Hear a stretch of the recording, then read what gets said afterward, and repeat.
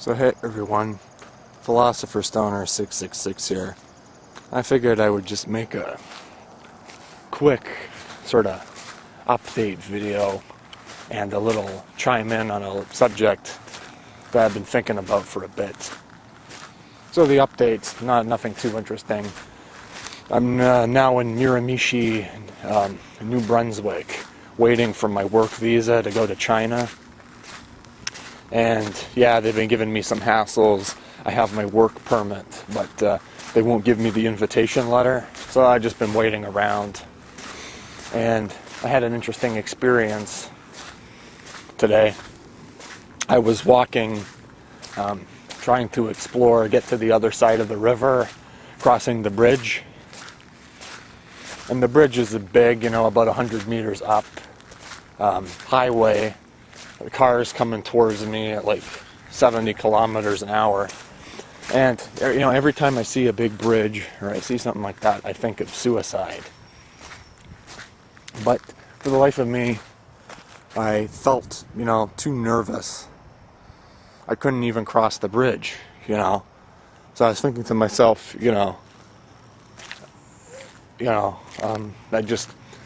confusion. Where I don't even feel like I really understand myself, let alone philosophy. So, had this interesting, before I left the other program where I was in, talking with one of my roommates, and my two majors in college were philosophy and psychology. So I gave my roommate some psychological tests. I gave him the Myers-Briggs, I gave him the Cube, gave him a few others. And I don't know if people are familiar with the Myers-Briggs personality test. My type is INTJ, and my roommate got the exact same one, INTJ, except he's a fundamentalist Pentecostal Christian. And it sort of really, weirded me out. Got me sort of thinking, well, how did I wind up here? And, I might have mentioned this before in my other video, but I had a roommate. One was a hardcore atheist, like myself, and then him. We had another one, too, that was sort of like a cafeteria Catholic, and then this other guy, the Pentecostal Christian. And then my, hardcore atheist roommate was on antidepressants and anti-anxiety medication. And then the other guy, perfectly content praying to his imaginary friend in his room. But it really did surprise me that we had the same type. And then I did another test, the Cube.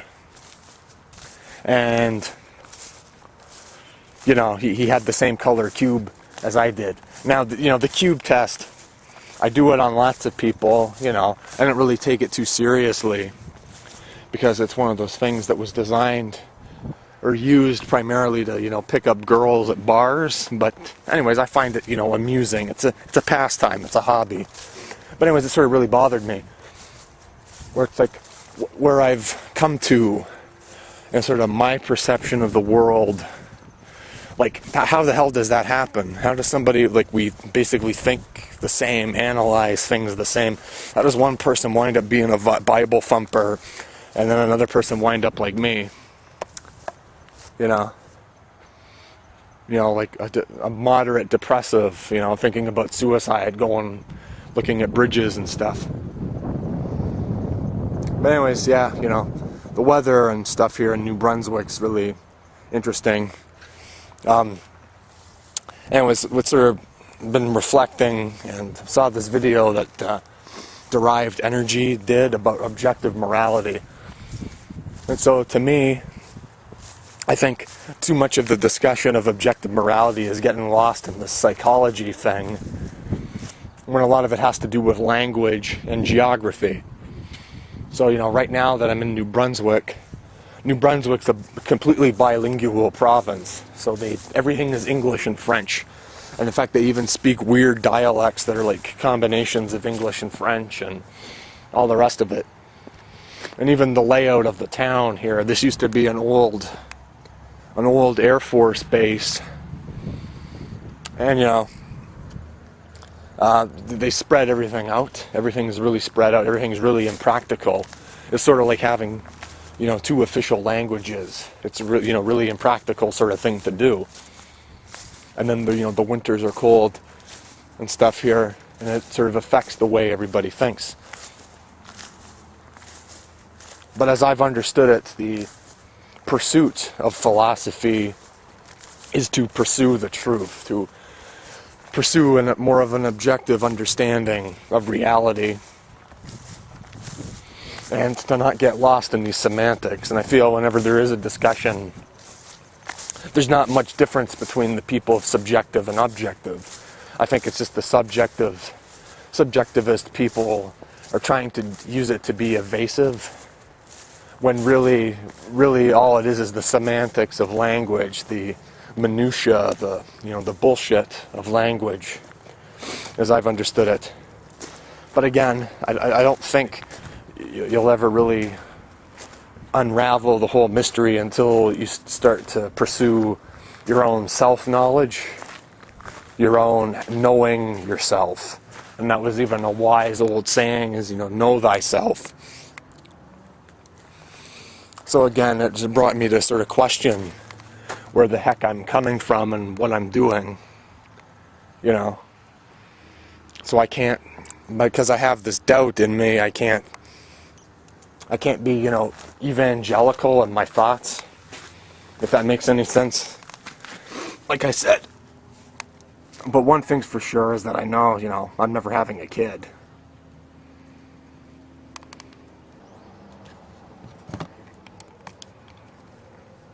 I'll never have a kid, but again, with the subjectivity thing, I think it's, like I said before, it's climate, geography, and it's language. And it is psychology. The reason why people are so evasive is because of our own tribal perceptions of reality. So I'll give another example based on what's been recently happening to me. I moved from Toronto to Quebec here because, I'm killing time. And not to get into too much of a historical preamble or whatever, but in Canada, between the West and the East, there's always been a bit of a resentment, a bit of a rivalry between the English and the French. So the English are more towards the West, and then East is the, Quebec, New Brunswick, where I am right now, which is, predominantly French. And so anyways, every time I've gone to Quebec, and then you say you're from Ontario or Toronto or from like Calgary or whatever, they're not as, they're accepting of you because we're in the same country, but they're less enthusiastic. So, I started lying to people, especially Quebecers and stuff. I speak to them in French, or at least I try, but I tell them I'm like from Rhode Island or from somewhere in the States. And I always notice that compared to when I tell people I'm from Toronto, I'm always greeted with more enthusiasm if I tell them I'm an American, because they resent Americans less. And, English people resent the Francophones too a little bit. There's always been this little bit of tension. But I mean, that's sort of the bullshit that owns the human race, is these tribal perceptions. And like I said, we've been having this self-doubt lately. And like I was mentioning before with that survey that I did with my roommate, it's sort of like that is the problem here with this sort of discussion, is it's all these subjective psychological perceptions. And the thing is that the psychology, that's all it really is psychology. And semantics and nitpicking the little things. But again, it's sort of, you have to separate the two. You have to separate that psychology is one thing and philosophy is a completely different thing. But I think that's really hard to do. I don't think you can completely separate them. I think they're almost like one and the same, or wind up being one and the same.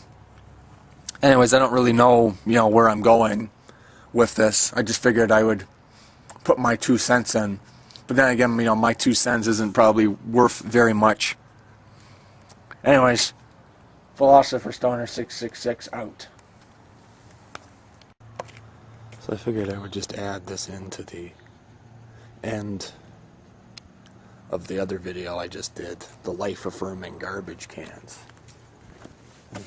I pretty much talked about everything that I've wanted to talk about. But yeah, they got these all over the place. The life-affirming garbage cans. So they all over the place. They say, bon journée, enjoy life, smile. And, I just find it hilarious. The things that we do to cheer ourselves up. To, sort of put, like, perfume on the shit, Never mind that the garbage cans, the dumps are, we're slowly destroying our environment and we won't be able to live in it much longer because of all the garbage that we make. And I figure, it's sort of, I think it's even relevant to what I was talking about before with the objective and subjective debate. So much of it is this, how you look at things, right? How you can abuse language to distort what's going on, Sort of, it's all in the language, it's all in the semantics. And anyways, I'm just going to go up here and show everybody another life-affirming garbage can. And there you have it, folks. Enjoy life.